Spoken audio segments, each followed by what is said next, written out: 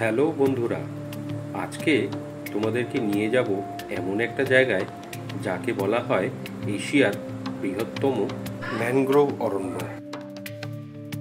এখানে গেলে শুধু দেখতে পাবে জল আর জল, আর চারিদিকে গভীর অরণ্য। হ্যাঁ, ঠিকই ধরেছ, এটা সুন্দরবন।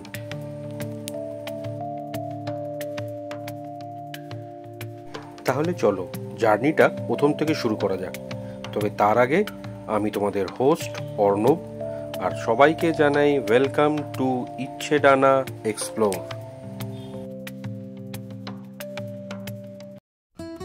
তখন বাজে সকাল 7:05, আর আমরা ওয়েট করছিলাম শিয়ালদার সাউথ সেকশনে, যেখানে আসার ছিল ক্যানিং লোকাল। আর বলতে বলতেই ক্যানিং লোকালও তার সময় মতনই স্টেশনে চলে এসেছিল। আমরাও ট্রেনে চেপে চলে এলাম ক্যানিংয়ে।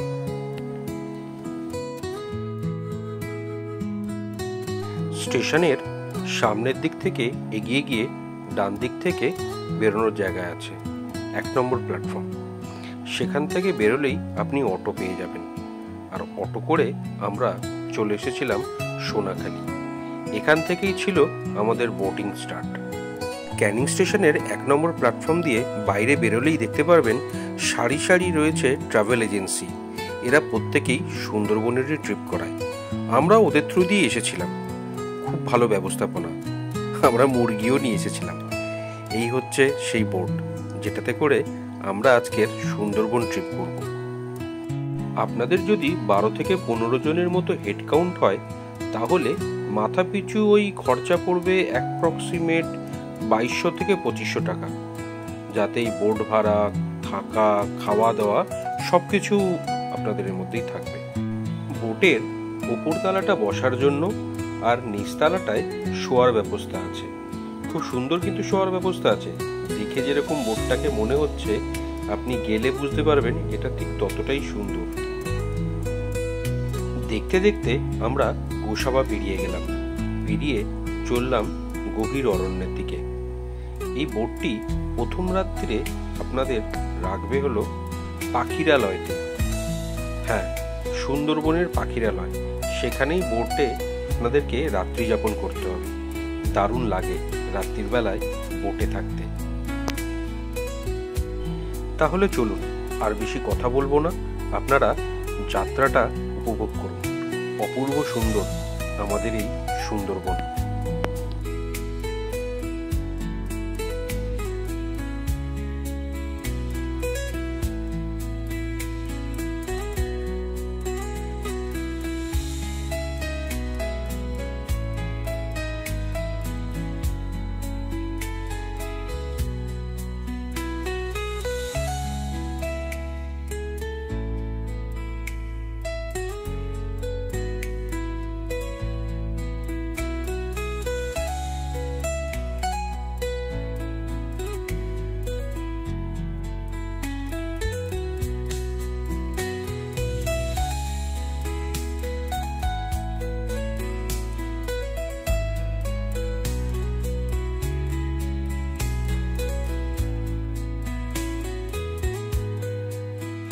রাত্রিরে বোটে থাকার এটাই আমার ফার্স্ট এক্সপিরিয়েন্স।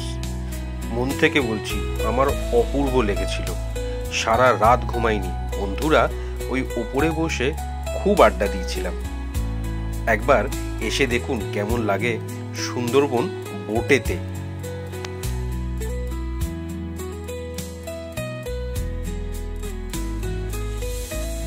সকালের প্রথম আলোতে এরকমই সুন্দর লাগে পুরো অঞ্চলটাকে।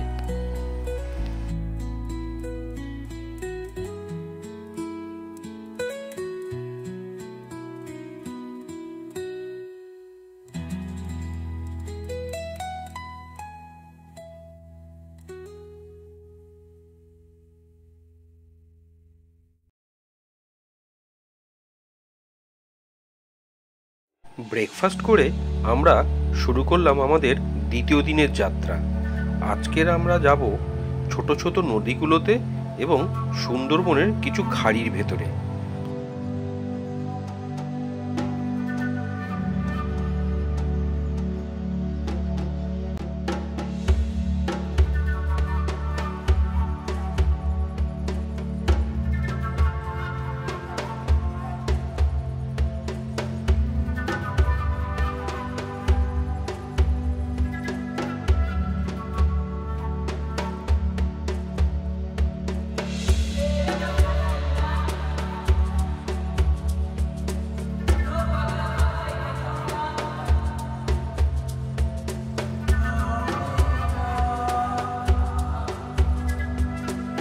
এটা ছিল দোবাকি ওয়াচ টাওয়ার।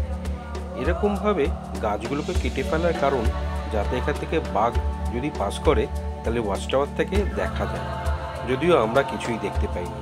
সেই সময় মহারাজ আসেননি তো ওখানে।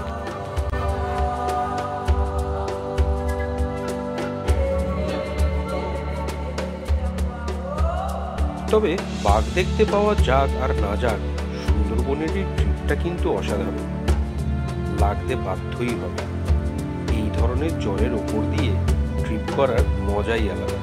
সুন্দরবনে কিন্তু বাকি জঙ্গলগুলোর মতো ওরকম জিপ সাফারি বা এলিফ্যান্ট সাফারি হয় না, কারণ এখানে ডাঙায় নামাই যায় না। এখানে শুধু জলের ওপর দিয়ে এরকম বোট সাফারি করতে হয়। বোট সাফারি আপনি 1 রাত 2 দিনেরও করতে পারেন, বা 2 রাত 3 দিনেরও করতে পারেন, বা 3 রাত 4 দিনেরও করতে পারেন। যেরকমভাবে আপনি বোটের সাথে কথা বলবেন ওরা ঠিক তেমনভাবেই আপনাদের করাবে। খরচাও অবশ্যই সে অনুযায়ী হবে। আমরা করেছিলাম 1 রাত 2 দিনের ট্রিপ।